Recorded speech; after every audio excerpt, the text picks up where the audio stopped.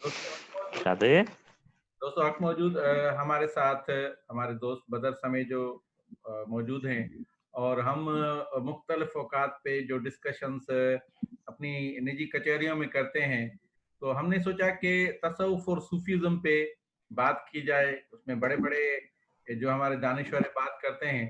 तसव्वुफ और सूफीज़्म पे एक बड़ा बहस होता है कि जो तसव्वुफ है और सूफीज़्म है, खासकर इस्लाम, इसमें कोई शक नहीं कि एक आलमगीर मजहब है। एक बहस होता है कि क्या इस्लाम तलवार से फैला, क्या वो तसव्वुफ और सूफीज़्म और सूफिया कराम के जो प्रचार है उससे फैला। दुनिया कई सदियों से और आज भी किसी न किसी जंग को देखती है, और जंगें होती हैं। उसमें अगर कहीं पीस की बात, अदम तशद्दुद, नॉन वायलेंट कहीं बात होती है, तो उसमें तसव्वुफ और सूफीज़्म का ज़िक्र बहुत आता है। तो इस हवाले से मैं बदर से पूछूँगा। बदर, पहला सवाल तो मेरा ये है, आप क्या समझते हैं कि इस्लाम जो है वो तलवार से फैला या तसव्वुफ और सूफीज़्म से ज़्यादा फैला? आप इस बारे में क्या कहेंगे? मेरे ख्याल में मज़ाहिब के हवाले से एक क्लीशे बना हुआ है कि ये मज़ाहिब जो हैं ये स्पेशली इस्लाम के बारे में कि ये ज़ोर बाज़ू से फैला है। हालाँकि तारीख़ इस मफ़रूज़े को रद्द करती है कि इस्लाम ना कि ज़ोर बाज़ू से नहीं, लेकिन सूफ़िया कराम या जो हमारे शेख मखदूम या मुख्तलिफ़ नामों से जिनको याद किया जाता है, इन बुजुर्गान दीन की मेहनत से फैला है। और स्पेशली अगर आप हिंदो पाक की बात करें, तो यहाँ तो इसकी बहुत बहुत सारी मिसालें आपको नज़र आएँगी। और ये किस तरह फैला है, इसको अगर तफ़सीलन हम जानना चाहें, तो हमें समझना चाहिए कि we should know the background कि ये आखिर किन अदवार में फैला है और किन हालात में फैला है। क्योंकि अमूमन मगरिब का ये तस्वर इसलिए भी मेरे ख्याल में इस तरह का कॉन्सेप्ट उभर के आता है क्योंकि क्रिश्चियनिटी का जो फैलाव है उसके पीछे स्टेट का रोल रहा है। क्योंकि जब Roman used to rule the empire, अपनी रोमन एम्पायर जिसको कहा जाता है, उस ज़माने में क्रिश्चियनिटी का जन्म होता है। अब ये था कि क्रिश्चियंस के पास जूस के लिए एक अलग आइडेंटिटी थी।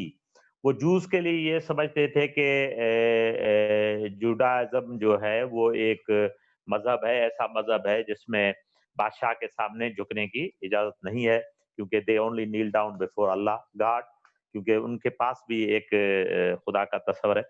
तो वो ये समझते थे कि क्योंकि ये बादशाह के सामने नहीं झुकेंगे, तो इस तरह की अमूमन जो बादशाह की दरबारें लगती थी उसमें जूस को नहीं बुलाया जाता था कि भाई ये इनके पास दे डोंट हैव मैनर्स, तो इसलिए इसलिए उनको दरबार में नहीं बुलाना चाहिए। लेकिन क्रिश्चियंस के लिए ये था कि उनको वो खास इंपॉर्टेंस नहीं देते थे रोमन्स। उनका ये ख्याल था कि क्योंकि anybody can be Christian, juice में इस तरह है कि जूस होते हैं, बनते नहीं है। But Christian can be anybody, हर आदमी, कोई भी आदमी कहीं भी क्रिश्चियन हो सकता है। तो उनके पास ये कॉन्सेप्ट था कि भाई this is not that much कोई इंपॉर्टेंट और हिस्टोरिकल रिलीजन, इसलिए इसको तो एलिमिनेट करना चाहिए। तो क्रिश्चियंस ने बहुत मुश्किल वक्त देखा है। ता वक़्ते के एक बादशाह था रोमन, कॉन्स्टेंटीन उसका नाम था। ही बिकेम क्रिश्चियन शायद 1313 में एडी में, वो जाके क्रिश्चियन बनता है। उसके क्रिश्चियन बनते ही उसने बहुत बड़ी सपोर्ट दी क्रिश्चियनिटी को, पादरियों को, बिशप्स को, प्रीस्ट को उन्होंने बहुत पैसा दिया, उन्होंने टेम्पल्स बनवाए, जो इतनी बड़ी रोमन एम्पायर थी। एक तो उन्होंने टेम्पल बनवाए और उन्होंने ये काम किया कि क्रिश्चियनिटी के सिवा जो भी मज़ाहिब थे उस पे पाबंदी लगा दी। यानी दे were free to destroy any temple, कि अगर किसी और मजहब का कोई गिरजाघर, आई मीन इबादत की जगह बनी हुई है, तो वो उसे बर्बाद कर देते थे। अगर आप यूरोपियन हिस्ट्री को देखें तो जूस के गांव जला दिए जाते थे।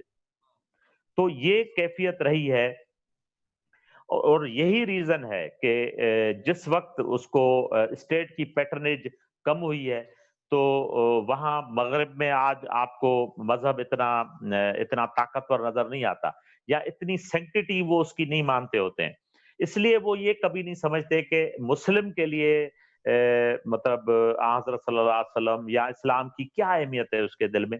انہیں یہ کبھی بات سمجھ میں نہیں آتی، اور بہت سارے ایسے مفروضے اسلام کے لیے بتائے جاتے ہیں جن کا اسلام کے ساتھ کوئی تعلق نہیں ہے. جی ستار.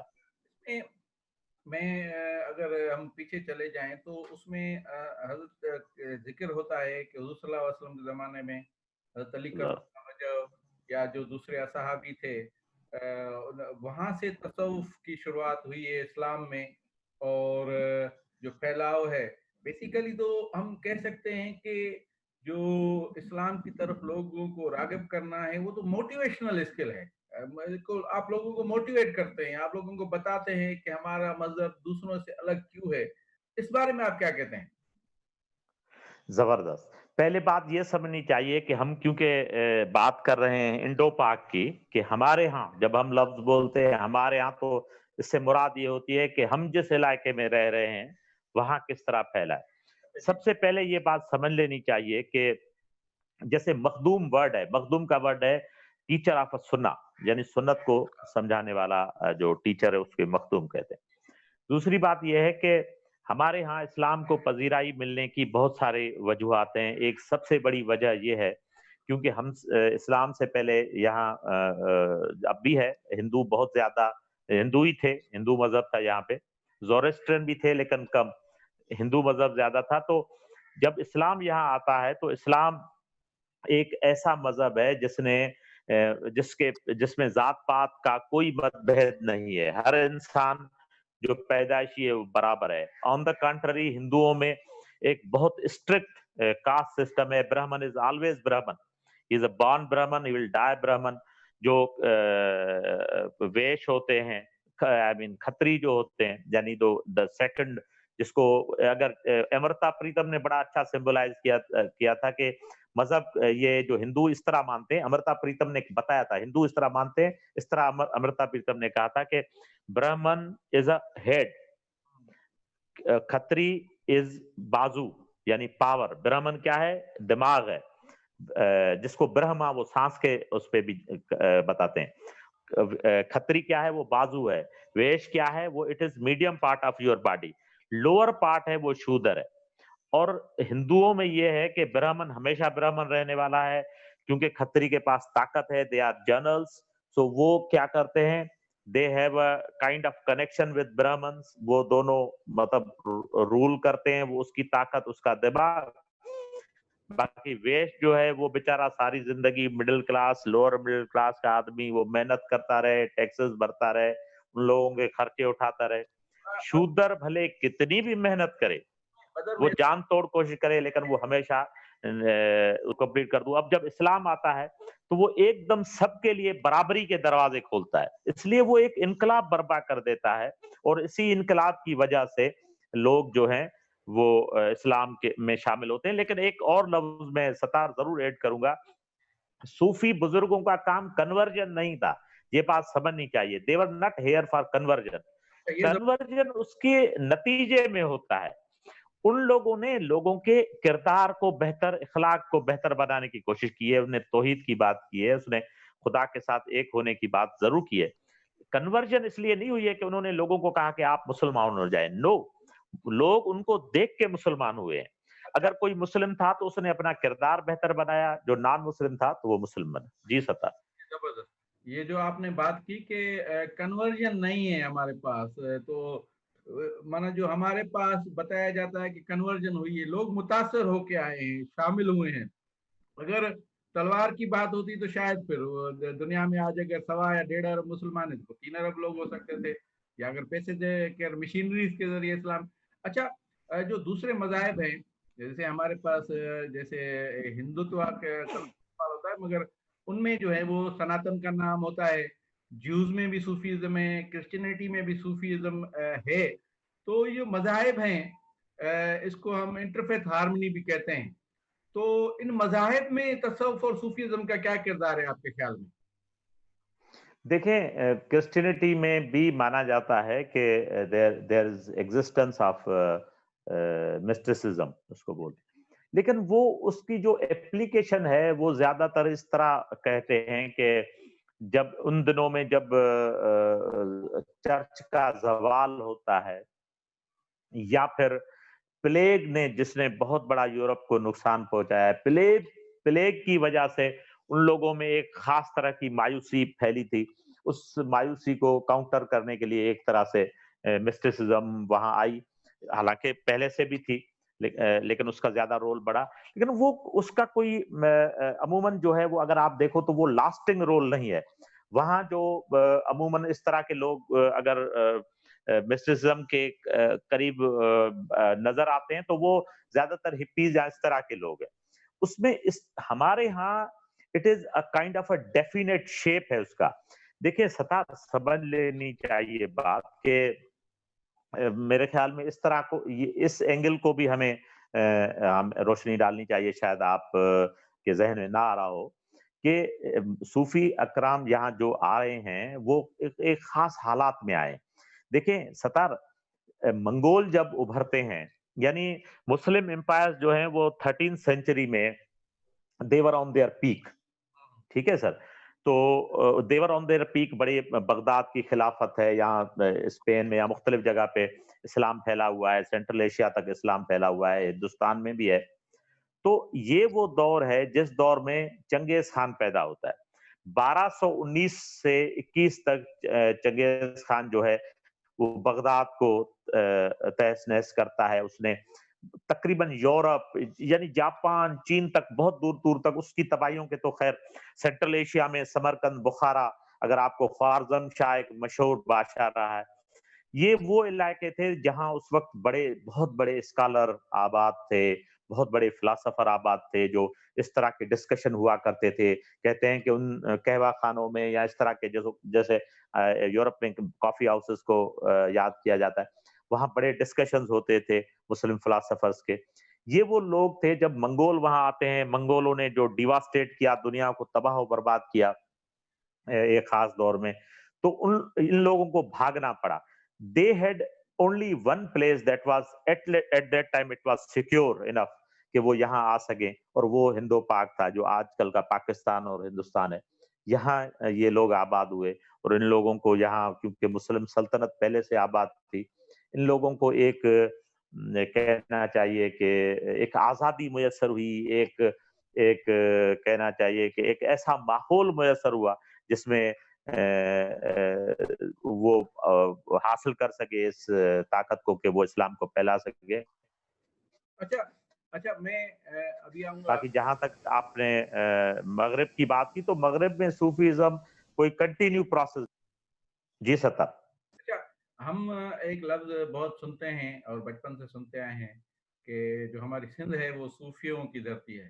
میں نے سینٹ جیمز کا ایک کہیں جگہ پڑھا تھا کہ ان سے پوچھا گیا کہ پنجاب کے صوفیہ کرام کے بارے میں آپ کا کیا خیال ہے. تو انہوں نے کہا تھا کہ سندھ کے جو صوفی ہے وہ پنجاب کے بابا بلے شاہ اور جو ہمارے دوسرے ہیں گرو نانک ہیں یا جو دوسرے ہیں، ان کے تصوف اور صوفیزم کا تسلسل ہے سندھ کے صوفی ہمارے. تو ہم جو ہمارے ہاں جو اب بات کر رہے تھے کہ ہندوستان میں جو تصوف اور صوفیزم ہے، جو سناتن کی بات ہوتی ہے، سناتن جو سنت ہوتے ہیں، مگر ہمارے ہاں جو سندھ کا تصوف اور صوفیزم ہے، سچل شاہ بٹائی، صوفی شاہ عنایت شہید، اور جہاں تو میاں وال تحریک میں لڑائیاں بھی ہوئی ہیں، جو کھیڑے سو کھائے کی بات کی ہے. تو آپ کیا سمجھتے ہیں جو سندھ کا صوفی جو سیکولر صوفی ہے، جو انسانیت کی اور عالمگیریت کی بات کرتا ہے، اس کے بارے میں آپ کیا کہیں گے؟ دیکھیں سندھ کے اب جیسے آپ نے دو بڑے نام لیے، اسپیشلی جو شعرا حضرات رہے ہیں، شاعر بہت بڑے، وہ زیادہ تر پرشین سے انفلوئنسڈ ہیں، پہلے سمجھ لینا چاہیے. ہمارے ہاں مثال جیسے شاہ عبد اللطیف ہے، وہ جلال الدین رومی سے، مثنوی روم کہتے ہیں، ہمیشہ ان کے ساتھ رہتی تھی. یا ہمارے جو میں جاوید بھٹو صاحب کو بھی کوٹ کر رہا ہوں، انہوں نے ایک صوفیزم کے لیکچر میں کہا تھا کہ وہ جلال الدین رومی سے شاہ لطیف، یا سچل سرمد سے جو تھے وہ فرید الدین عطار سے متاثر ہوئے. تو زیادہ تر یہ سمجھ لینا چاہیے کہ جو جس طرح کہتے ہیں کہ فلسفہ یونانیوں سے متاثر ہوا ہے، اس طرح صوفیزم پہ بہت زیادہ چھاپ پرشنز کی ہے، تو مطلب وہ زیادہ اس سے متاثر ہے۔ باقی یہ کہنا کہ سندھ پنجاب یہ تو بہت ریسنٹ قسم کی ڈویژن ہے، تو اس ریسنٹ قسم کی ڈویژن کو ایز سچ اس ہسٹوریکلی پروو کرنا کہ بھائی کیونکہ دیور سیم، مثال جو ملتان اور سندھ ہے اس کے تو حکمران بھی سیم رہے ہیں، فاطمید اگر آپ کو یاد ہو، فاطمید رولرز رہے تھے جو شیعہ رولرز تھے۔ ہمارے ہاں جو زیادہ تر آپ کو شیعہ آبادی نظر آتی ہے، اس کا ایک بڑا ریزن یہ بھی ہے کہ اس شروعاتی دور میں ایک فاطمیدز کا یہاں 200 ایئرس تک they use to role Multan ان سندھ۔ یہ ایک الگ بحث ہے، اس کو فی الحال اس پہ نہیں ملاتے ہیں۔ تو یہ ہے کہ یہ تو دیور سیم، ان کو ایک سچ اس طرح سے الگ کرنا۔ باقی یہ ہے کہ ایک اور اہم بات ہے جو صوفیہ کرام سے منسوب کی جاتی ہے، وہ ہے شاعری اور میوزک۔ دیکھیں کافی کہ کافی جو ہے وہ ہمارا نج جس کو بولتے ہیں سندھی راگ ہے، یہ بھی صوفیہ کرام کی ایجاد ہے، اور ہمارے ہاں مطلب صوفیز نے they adopted the language of poetry. دیکھیں صوفیہ کرام کا مقصد شاعری کرنا نہیں تھا، یہ بات سمجھ لینی چاہیے۔ صوفیہ کرام کی شاعری واز دیئر اونلی میڈیم، وہ یہ چاہتے تھے کہ دے ایکچولی وانٹیڈ ٹو سے سم تھنگ، کوئی فلسفہ تھا جو وہ ہم تک پہنچانا چاہتے تھے، تو انہوں نے اڈاپٹ کیا کس کو؟ شاعری کی لینگویج کو اڈاپٹ کیا، تاکہ بآسانی لوگوں تک اس بات کو پہنچایا جا سکے۔ اچھا میں آخر میں، اور میوزک، اچھا انہوں نے میوزک اس میں، اچھا میں جی جی جی، صوفیزم ایک روحانی عمل ہے، اور کہیں کہیں تو تصوف اور صوفیزم کو کسی لباس سے بھی جوڑا گیا ہے ہمارے یہاں کہ بھائی یہ لباس صوفیوں کا ہے، یہ لباس کا ہونا ضروری ہے، یا مجھے تو وہ بڑا خطرناک جملہ لگتا ہے، مگر یہ ہم کرٹیکل بھی تھوڑا وہ جا رہے ہیں۔ نجم عباسی نے بڑا خطرناک جملہ کہا تھا، میں وہ یہاں نہیں کہوں گا۔ تو اس قسم کی بھی رویے ہمارے یہاں ہیں۔ نہیں مجھے دیکھیں یہ Sufism basically belongs to your inner self، ٹھیک ہے نا؟ تو انر سیلف کا اس سے بات سے کوئی تعلق نہیں ہے کہ آپ کس طرح کا لباس پہنے ہوئے۔ دیکھیں میں یہ سمجھتا ہوں کہ جیسے Jinnah use to wear pant shirt اور Gandhi use to wear lungi, تو بھلے ان کے لباس الگ الگ ہوتے تھے لیکن دے ور دا فریڈم فائٹرز۔ تو انہوں نے ہندو پاک میں they lead people for freedom. تو میرے خیال میں لباس از ویری مچ سیکنڈری، اور صوفیوں کی جہاں تک بات ہو تو میرا نہیں خیال ہے کہ ہمیں ان کو اس معاملے میں الجھانا چاہیے۔ جی ستار، نہیں بہت شکریہ بدر، کرنے کو ہمارے پاس بہت سی باتیں ہیں، اور اس سلسلے میں ہم اور بھی ڈسکشن کرتے رہیں گے، مختلف موضوع ہے۔ تو آج ہم نے سوچا کہ تصوف اور صوفیزم پہ ہم کیا سوچتے ہیں۔ ظاہری بات ہے ہمارے بہت عالم فاضل دوست بیٹھے ہیں، ان کا اوپینین اپنا ہوگا، آپ فیڈ بیک ہمیں دے سکتے ہیں، ہمارا کمنٹ سیکشن بھی ہے اس میں، کہ ہم نے کیا بحث کی، جو ہم سمجھتے ہیں، ہم بھی ایک طالب علم ہیں، اور اس حوالے سے بدر ڈسکشن ہوتی رہتی ہے کہ تصوف صوفیزم انسائٹ کیا ہے، کیا سوچتے رہتے ہیں۔ کیوں ایک خیال یہ بھی ہے کہ بھائی تصوف اور صوفیزم بھنگ اور کوڈے کا نام نہیں ہے، نجم عباسی نے کہا تھا، اور نجم عباسی نے کہا تھا، مگر کچھ لوگ اس کو اس شکل میں بھی لے گئے ہیں، وہ تھوڑا ہے، مگر تصوف اور صوفیزم ایک بہت بڑا ایک شاندار موضوع ہے، اور ساری دنیا اسے اس کو سمجھتی ہے، اس پہ پی ایچ ڈیز ہوتی ہیں، ریسرچ ہوتی ہے، پڑھا لکھا جاتا ہے، تو یہ ایک بڑا موضوع ہے، مگر اس کو کسی بھی ایک لباس کے ساتھ یا ہمارے پاس جو آج کل اتارے بنے ہوئے وہاں تک محدود نہیں کیا جا سکتا۔ بہت شکریہ بدر، آپ سے اس سلسلے میں اور بھی رابطہ رہے گا۔